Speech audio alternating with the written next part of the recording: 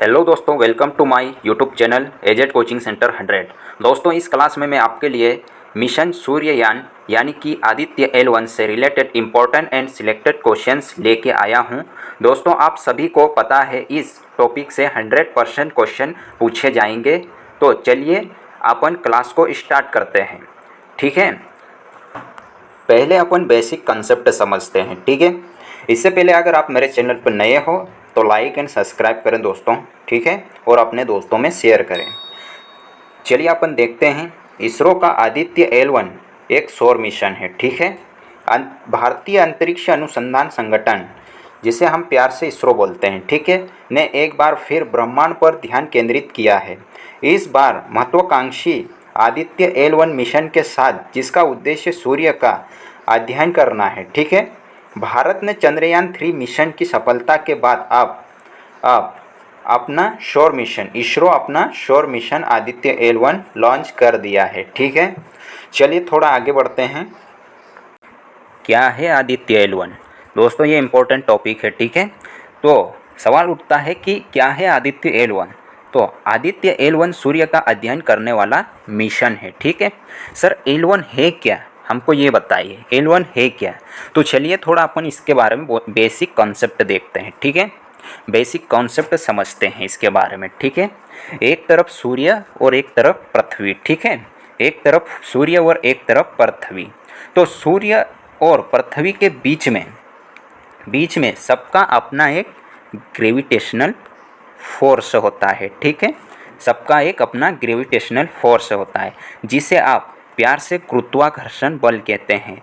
गुरुत्वाकर्षण बल कहते हैं। ठीक है, पृथ्वी का अपना एक ग्रेविटेशनल फोर्स होता है और सूर्य का अपना एक ग्रेविटेशनल फोर्स होता है। ठीक है, ठीक है, तो ये ग्रेविटेशनल फोर्स एक दूसरे की तरफ खींचते रहते हैं। ठीक है, लेकिन ये ग्रेविटेशनल फोर्स आपस में टकराते हैं तो एक ऐसा पॉइंट बनता है। आपस में टकराते हैं तो एक ऐसा पॉइंट बनता है जहाँ पर ये एक दूसरे को कैंसिल करते हैं। ठीक है, जहाँ पर ये एक दूसरे को कैंसिल करते हैं, जहाँ पर एक दूसरे को कैंसिल करते हैं, ये एक दूसरे को कैंसिल करते हैं, उस पॉइंट को ही हम L1 कहते हैं। ठीक है, बात समझ में आई। ब्रह्मांड में ऐसे 5 पॉइंट मौजूद है। ब्रह्मांड में ऐसे ही 5 पॉइंट मौजूद है। ठीक है, ठीक है, ठीक है, L1, L2, L3, L4 और L5। ठीक है, जहाँ पृथ्वी के गुरुत्वाकर्षण फोर्स है उनको कैंसिल करते हैं। पृथ्वी और सूर्य के ग्रेविटेशनल फोर्स, गुरुत्वाकर्षण या ग्रेविटेशनल फोर्स है, उनको कैंसिल करते हैं। ठीक है, अब बात उठती है, यहाँ जो L1 है यहाँ पे ले जाकर हम अपने आदित्य L1 को स्टेबल करेंगे। ठीक है, आदित्य L1 को स्टेबल करेंगे। सर आदित्य क्या है? आदित्य मतलब सूर्य। ठीक है, आदित्य मतलब सूर्य। आदित्य क्या है? तो आदित्य मतलब सूर्य। ठीक है, तो इसकी बात पहले कब उठी थी? इसकी पहली बार बात उठी थी 2008 में, जिसमें वैज्ञानिकों को 3 करोड़ रुपए दिए गए कि आप एक ऐसा प्रोजेक्ट लाएं। फिर उसके बाद 2016 में फिर वैज्ञानिकों को पैसा दिया गया और वर्तमान में 2023 में सबसे कम बजट में इसरो ने L1 को कंप्लीट कर दिया। ठीक है, अब अपन देखते हैं कि L1 और पृथ्वी के बीच की दूरी कितनी है। तो मैं बता देता हूँ, 15 लाख किलोमीटर या फिर 1.5 मिलियन किलोमीटर भी बोल सकते हैं। ठीक है, तो हम L1 पॉइंट को प्यार से हेलो पॉइंट भी बोलते हैं और लैंग्रेज पॉइंट भी बोलते हैं। लैंग्रेज लैंग्रेज लैंग ये गलत है, ठीक है, लैंग्रेज पॉइंट भी बोलते हैं। जगह ही नहीं बची दोस्तों लिखने के लिए, ठीक है। लैंग्रेज पॉइंट भी बोलते हैं, ठीक है, आप समझ लीजिएगा, ठीक है। फिर पृथ्वी से L1 तक आदित्ययान पहुंचने में लगभग कितने दिन लगाएंगे, ये सवाल उठता है, ठीक है। पृथ्वी से यहाँ हमारा भारत देश है, तो यहाँ से यहाँ पहुँचने में आदित्य L1 कितना समय लेगा, कितने दिन का समय लेगा, तो 125 प्लस भी हो सकते हैं, ठीक है, 125 दिन या 125 से ज़्यादा भी हो सकते हैं। तो सवाल उठता है कि सर यहाँ पहुँचने के बाद ये काम क्या करेगा। तो मैं बता देता हूँ कि ये काम क्या करेगा। सूर्य का ये जो कोरोना वाला हिस्सा है, ठीक है, सूर्य का जो ये कोरोना वाला हिस्सा है उसके बारे में ये रीड करेगा आदित्य L1, ठीक है।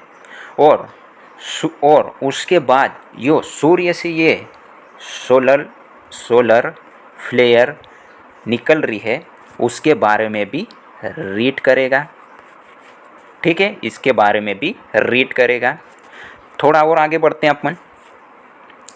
आदित्य L1 कब लॉन्च किया गया, तो आदित्य L1 को 2 सितंबर 2023 को इसरो के द्वारा श्रीहरिकोटा से लॉन्च किया गया, जो कि आंध्र प्रदेश में है, ठीक है।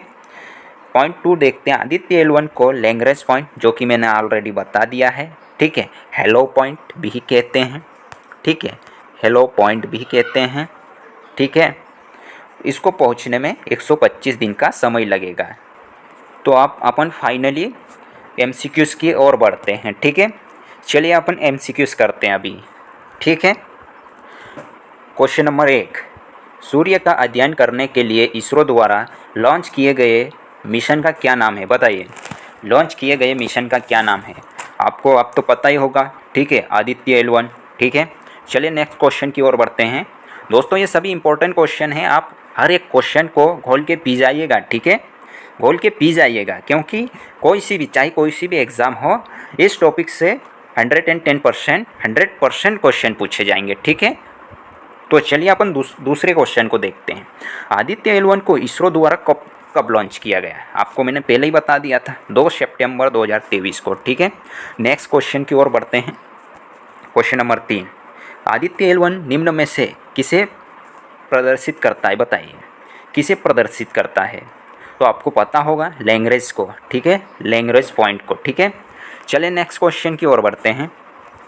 क्वेश्चन नंबर 4, निम्न में से किस रॉकेट के द्वारा आदित्य L1 मिशन को लॉन्च किया गया है, बताइए, किस रॉकेट के द्वारा लॉन्च किया गया है।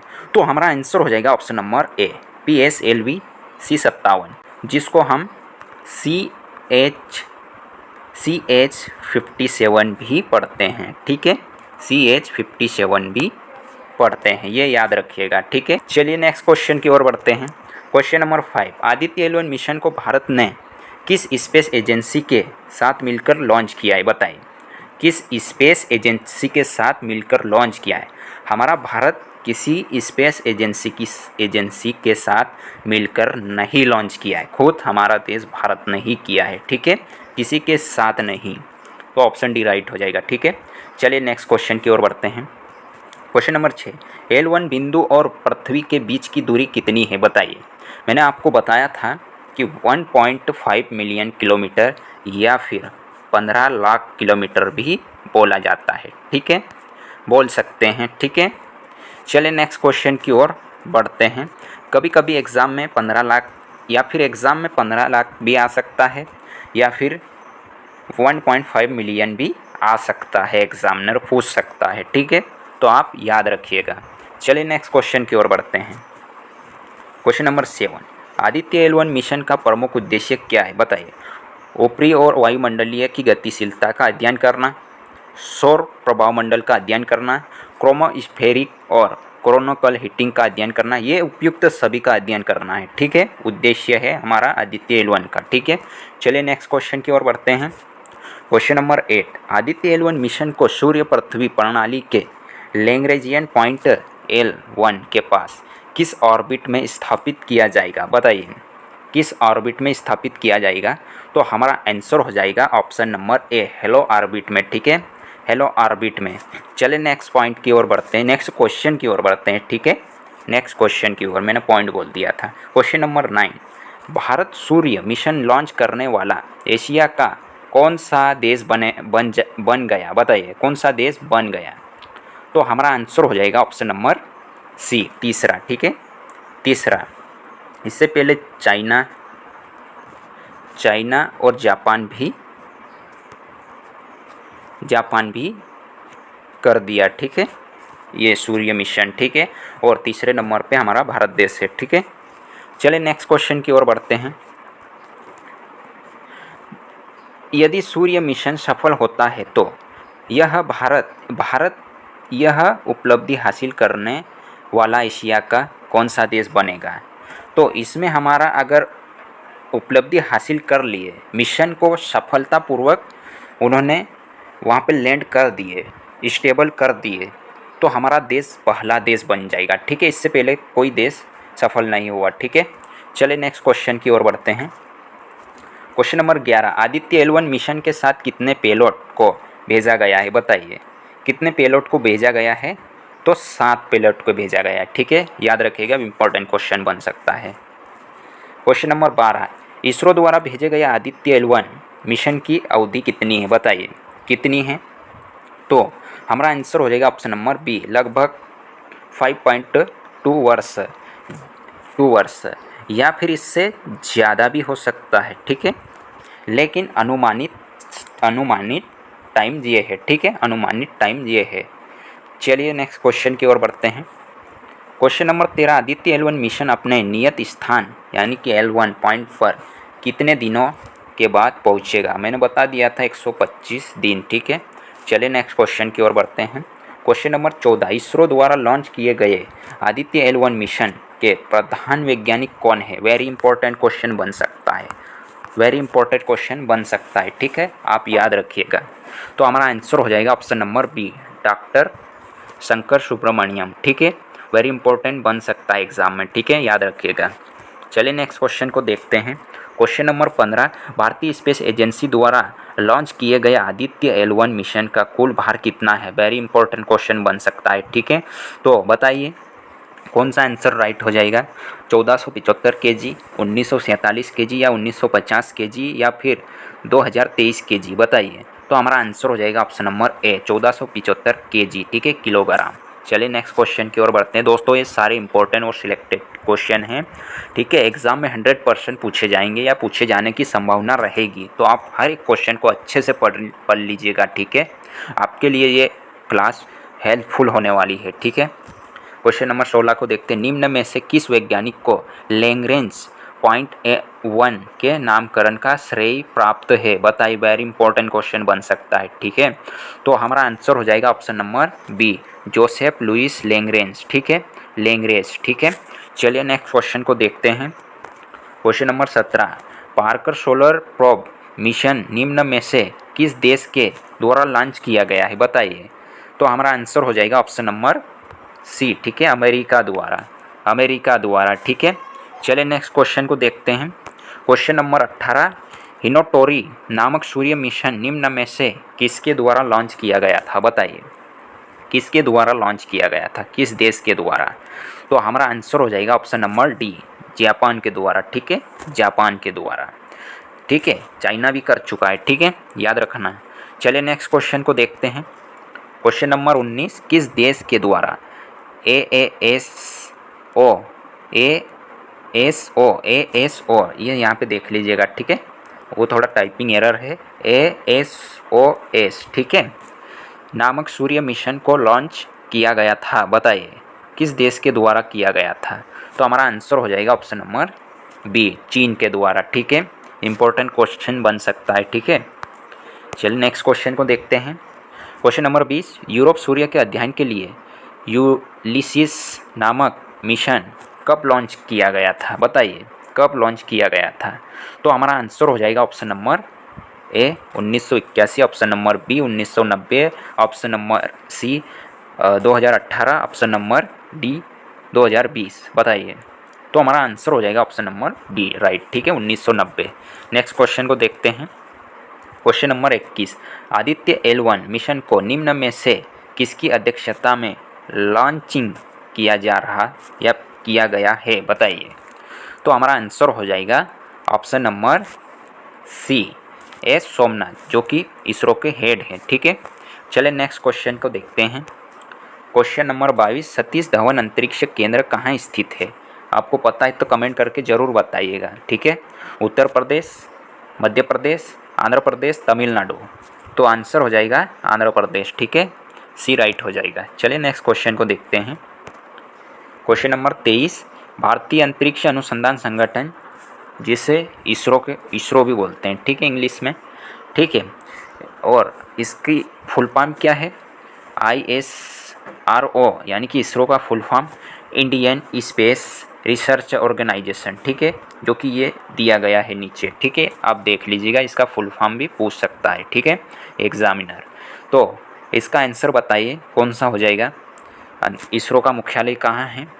तो हमारा आंसर हो जाएगा ऑप्शन नंबर डी, बेंगलुरु में। ठीक है, बेंगलुरु में है। ठीक है, याद रखिएगा, पूछ सकता है। चलिए नेक्स्ट क्वेश्चन को देखते हैं। क्वेश्चन नंबर 24, वर्तमान में